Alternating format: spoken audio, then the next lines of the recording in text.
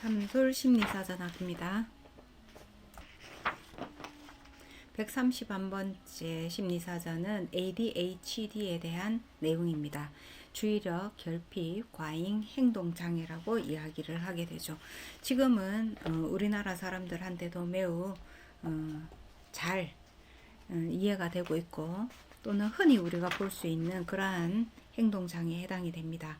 주로 주의력 결핍, 과잉 행동장애는 학교 들어가기 전후에 나타나는 그 장애에 해당이 되죠. 해서 7세 전후에서 많이 나타나게 되고, 아동기에서 발생이 되어서 청소년기까지 그 증상 또는 장애가 이어지는 경우가 많습니다. 이것은 발달 장애 중 하나로서 주의력이 결핍이 되고 산만하죠. 그 다음에 행동이 과잉됩니다. 마치 정서 조절이 되지 않는 것처럼 부적절한 정서적인 표현이 과잉되게 나타나는 경우죠. 충동적으로 보이기도 합니다. 이 ADHD와 더불어서 이러한 이제 여러 가지 증상들로 인해서 부적응적인 모습이 나타나게 되고, 성장기에 쭉 이어지면서 사회적 환경에서 적응하지 못하는 케이스들이 많습니다. 그리고 그럼으로 인해서 학습 장애 또는 품행 장애로 발전하기도 하고, 불안 장애로 발전하기도 합니다. 또한 정서 장애, 낮은 자존감 또는 부적응적인 사회적 상호작용으로 인한 대인관계 문제가 추가로 나타나게 되죠. 즉, ADHD의 증세들은 사실은 사람이 살아가는 모든 상황에서의 문제를 다 가지고 있다, 이렇게 볼 수 있습니다.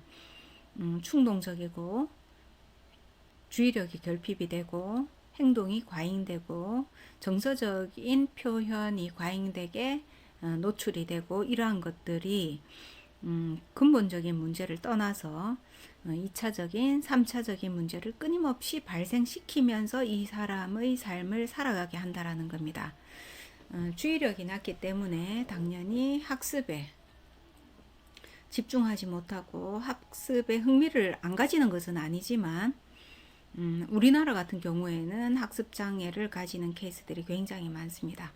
물론 부모가 일찍 발견을 해서 이 아이를 자기 관심사, 자기 적성 쪽으로 학습을 유도한다라고 하면은 굉장히 성공적이겠죠. ADHD가 있는 사람들 중에서도 자기의 재능을 발휘하고 성공하는 사람이 적지 않습니다. 그러나 우리나라의 교육 환경에서는 그렇게 되기가 참 쉽지 않죠. 부모가 단독으로 내 아이만을 독특한 방식으로 양육해야 되고, 교육 환경이 그것을 수용하느냐에 대한 문제가 있기 때문입니다. 이 아이들은 그래서 이제 사회 성장하면서 폭넓어지는 사회적 관계를 가지고 사회 환경에 대해서 계속 본인은 적응하려고 하는데 그것이 통제되고 지적되고 함으로써 불안을 가지게 되고, 그것이 심지어는 품행의 장애를 유발하기도 합니다.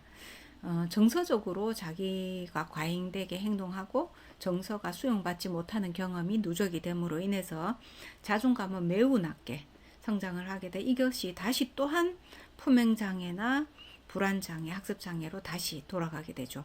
즉, 다시 말하면은 ADHD의 증세를 가지고 있는 사람은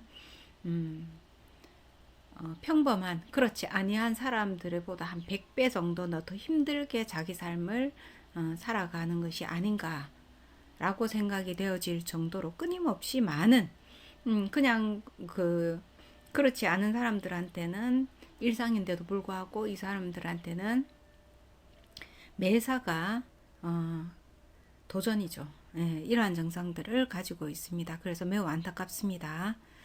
DSM-5에서는 이제 이 장애를 부주의 우세형, 과잉활동, 충동성 우세형, 부주의와 과잉활동, 충동성 혼합형, 이렇게 해서 분류를 하고 있는데, 그 정도의 차이가 매우 크고, 또는 사람에 따라서 또 이러한 양상들이 다르게 나타난다라는 점에서 종잡을 수 없다라고 표현하는 것이 매우 적절하다, 이렇게 볼 수 있습니다.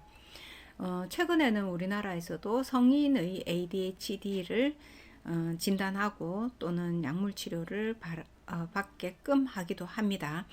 어릴 때 가지고 있던 이러한 장애나 또는 잠재적인 장애였을 수도 있습니다. 그것이 적절하게 치유되지 못하고 수용받지 못하고 자기 조절력을 갖지 못했을 경우에 성인기에까지 진행이 되면서 그것이 이제 표면화되고 노출이 되어서 문제화되는 케이스들이 있습니다.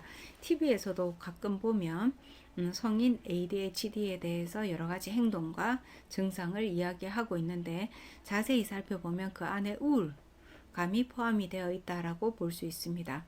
이 이제 우울감은 이러한 증세나 이러한 행동 양상을 가지고 있는 사람이 성장기에 그만큼 좌절 경험이 많고 강제적인 통제 또는 억압, 정서적인 억압이죠. 그 다음에 품행에서의 자기 긴장감이 높아서 자기 만족도가 높고 또는 여유로운 인지적 유연성 이러한 것들이 매우 낮다라는 것이 결과적으로 성인기에서 이 사람 성인기가 되면 될수록 과제는 더 많아지니까요.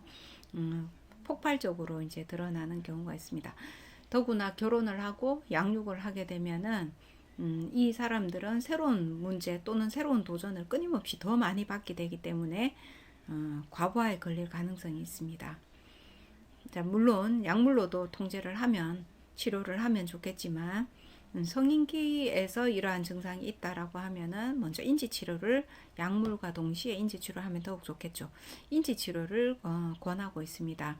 인지치료로서 자기 자신이 가지고 있는 이 사람들이 가지고 있는 그 많은 생 자체가 도전이기 때문에 생애 기간에 자기 성공 경험을 결국은 자기의 강점으로 활용한다라고 하면은 그것이 자기 자신을 더 성숙시킬 수 있는 치유할 수 있는 좋은 도구가 될 수 있다라고 상담에서는 보여지고 있습니다.